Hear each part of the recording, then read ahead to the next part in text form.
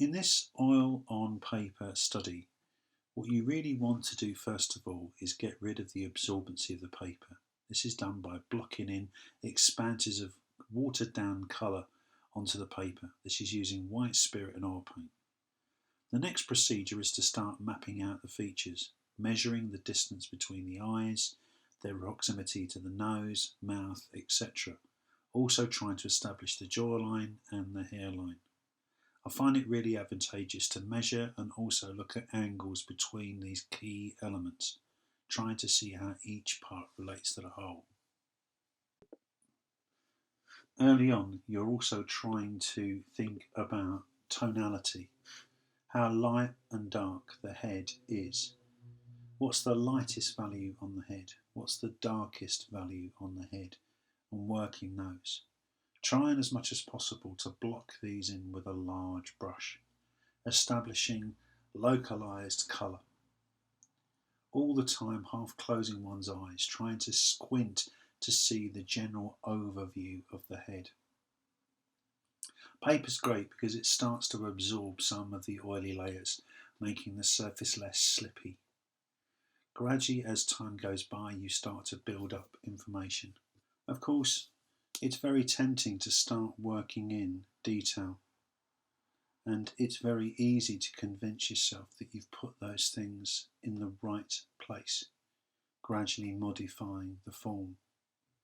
But sometimes what you realise is that something is fundamentally wrong with the image, and it's that time to go back to measuring again, checking distances, checking proportions. If you keep the painting quite open at this stage, it's much easier to modify parts of the image, enabling you to make transformations. Sometimes this might seem quite radical, like scraping off areas of the painting. Scraping down can sometimes leave you with quite an interesting surface. You're left with a residue of previous layers. You're left with your kind of decisions, but it's easier to work back into that surface rather than trying to carry on an ever thickening oily surface. At this stage, one is starting to revise the painting again, scraping back areas of work, realising the mouth's in the wrong place. Certain things like the nose and the jawline need to be readjusted.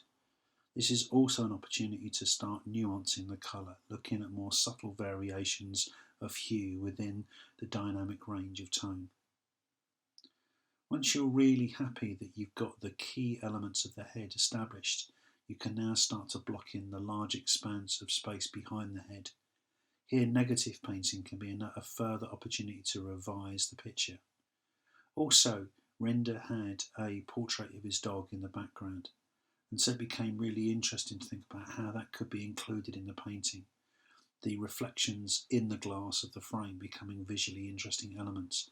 How could that be added to the work without it wholly detracting from the subject of the portrait, but add an interesting narrative element?